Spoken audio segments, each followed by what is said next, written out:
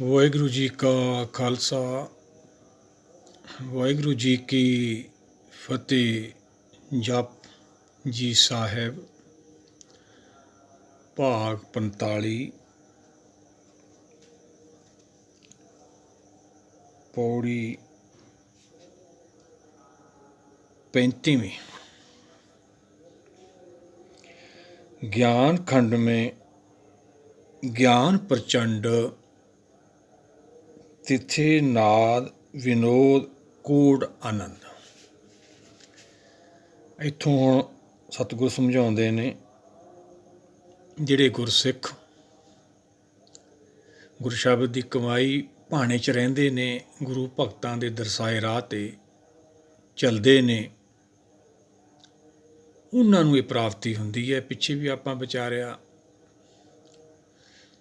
इहदी प्राप्ति गुरप्रसाद किरपा, ज्ञान की किरपा, ज्ञान दे गुरदेव की किरपा, सतगुर की बाणी है।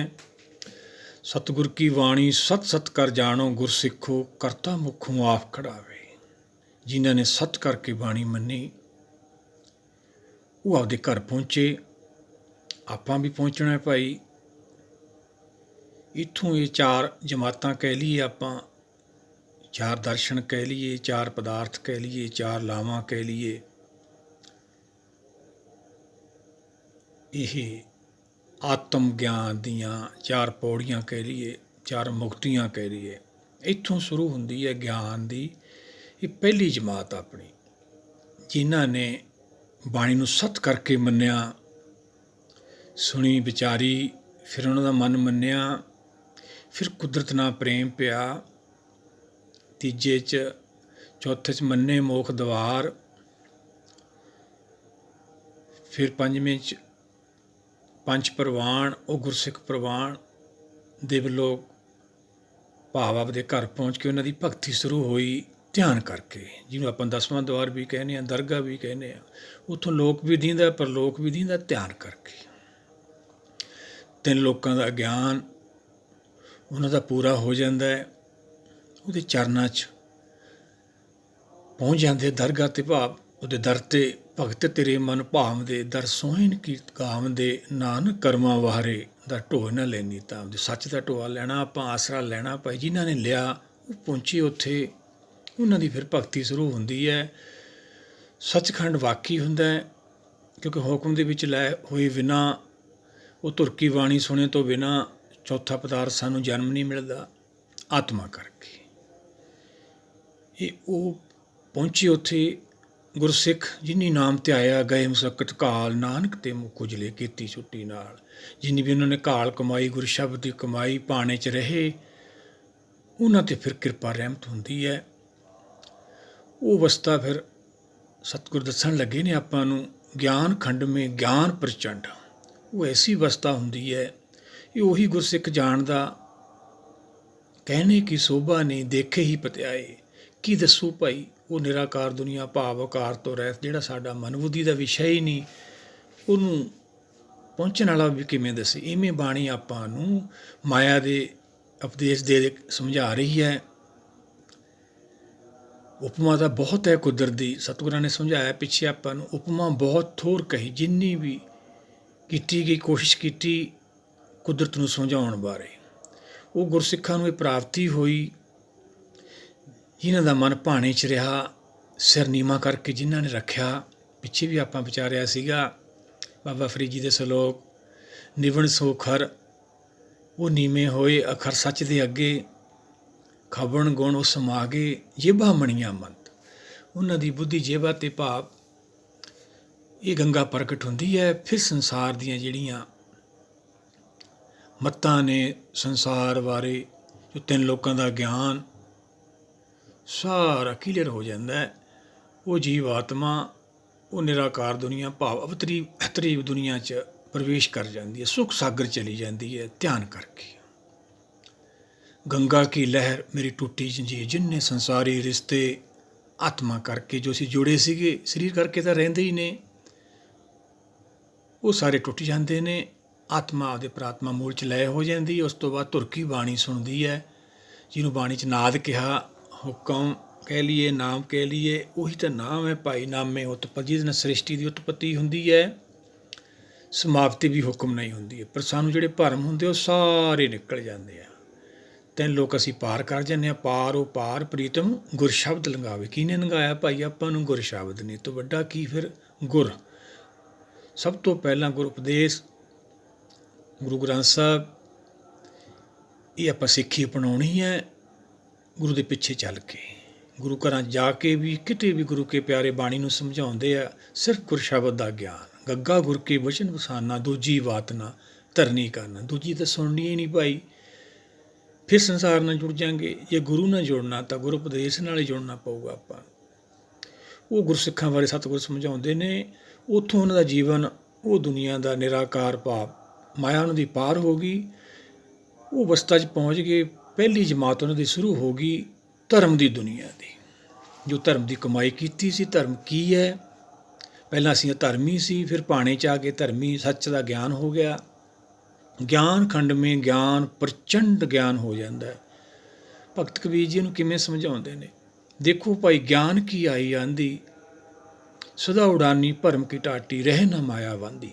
ਜਿਹੜੀ ਸੁਰਤ ਸਾਡੀ ਮਾਇਆ ਮੋਹ ਦੇ ਰਿਸ਼ਤੇ ਸੰਸਾਰ ਨਾਲ ਜੁੜੀ ਹੁੰਦੀ ਹੈ, ਉਹ ਗਿਆਨ ਨਾਲ ਟੁੱਟ ਜਾਂਦੀ ਹੈ, ਆਪਦੇ ਮੂਲ ਨਾਲ ਜੁੜ ਜਾਂਦੀ ਹੈ। ਦੁਚਿੱਤੀ ਕੀ ਦੁਈ ਥੂਨ ਗਿਰਾਨੀ, ਮੋਹ ਬਲੇਡਾ ਟੂਟਾ। ਜਿਵੇਂ ਸੱਪਰ ਥੱਲੇ ਥੂਨ ਬਲੇਡਾ ਪਾਇਆ ਹੁੰਦਾ, ਉਹ ਹਨੇਰੀ ਨਾਲ ਟੁੱਟ ਜਾਂਦਾ ਹੈ।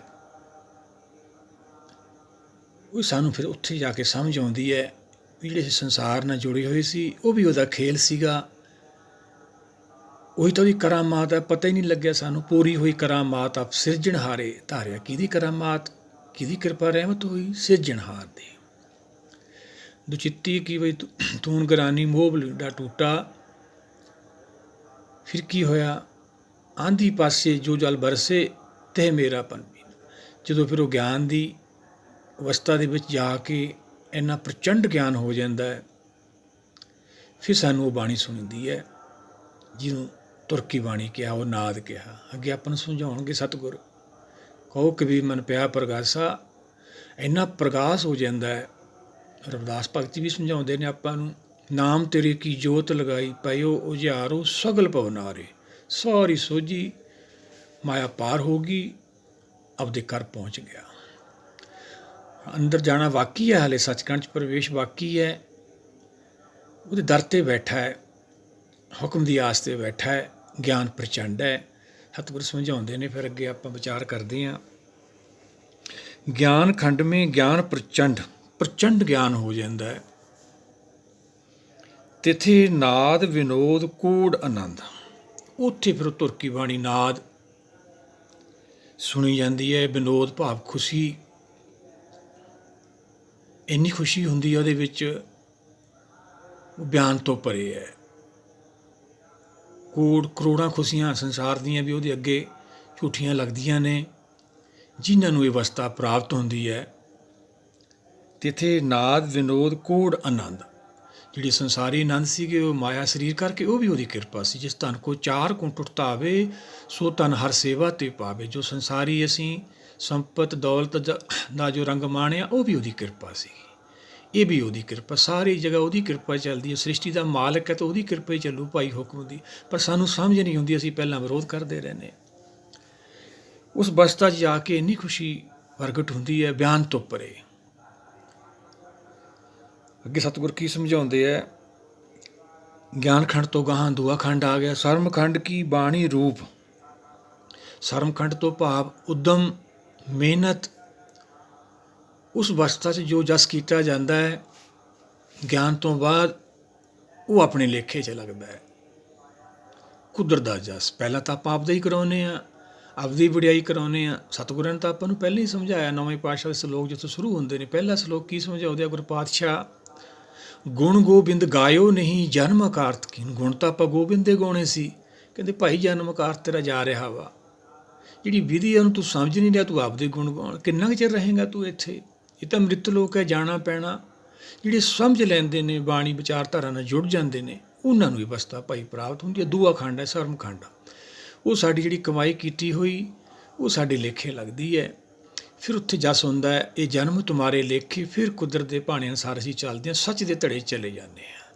ਪਹਿਲਾਂ ਧਰਮਖੰਡ ਤੱਕ, ਧਰਮਸਾਲ ਤੱਕ ਇਹ ਕਮਾਈ ਹੈ ਗਿਆਨ ਦੀ, ਸੱਚ ਦੀ, ਇਹ ਆਪਾਂ ਪ੍ਰਾਪਤ ਕਰਨੀ ਹੈ, ਸਾਰਿਆਂ ਨੇ ਕਰਨੀ ਹੈ। ਕਿਸ ਕਾਰਨ ਤੁਮ ਜਗ ਆਏ ਭਾਈ, ਕੀ ਕਰਨਾ ਹੈ ਇੱਥੇ ਅਸੀਂ? ਨਾਮ ਦੀ ਪ੍ਰਾਪਤੀ ਖਾਤਰ ਤਾਂ ਆਏ ਸੀਗੇ। ਸਰਮਖੰਡ ਕੀ ਬਾਣੀ ਰੂਪ, ਜਿੱਥੇ ਘਾੜਤ ਘੜੀਏ ਬਹੁਤ ਅਨੂਪ। ਉੱਥੇ ਘਾੜਤ ਘੜੀ ਜਾਂਦੀ ਹੈ ਕਿਹਦੀ? ਮਨ ਬੁੱਧੀ। ਅੱਗੇ ਆ ਜਾਣਾ ਆਪਾਂ ਨੂੰ ਕਿਹਦੇ ਨਾਲ? ਸ਼ਬਦ ਨਾਲ। ਤਾਂ ਕੀਆਂ ਗੱਲਾਂ ਕਥੀਆਂ ਨਾ ਜਾਏ। ਉਹ ਇਹ ਘਾੜਤ ਐਸੀ ਹੈ, ਉਹਦੇ ਬਾਰੇ ਕਿਵੇਂ ਬਿਆਨ ਕਰਾਂਗੇ? ਆਤਮਾ ਤਾਂ ਤਰੀਕ ਦੁਨੀਆ, ਨਿਰਾਕਾਰ ਦੁਨੀਆ 'ਚ ਪਹੁੰਚ ਗਈ ਜਿੱਥੋਂ ਟੁੱਟ ਕੇ ਆਈ ਸੀ ਭਾਈ। ਉਹ ਬਿਆਨ ਤੋਂ ਪਰੇ ਹੈ। ਸਤਿਗੁਰ ਸਮਝਾਉਂਦੇ ਨੇ, ਭਗਤ ਕਬੀਰ ਜੀ ਨੇ ਵੀ ਸਮਝਾਇਆ, ਕਹਿਣੇ ਕੀ ਸੋਭਾ ਨਹੀਂ।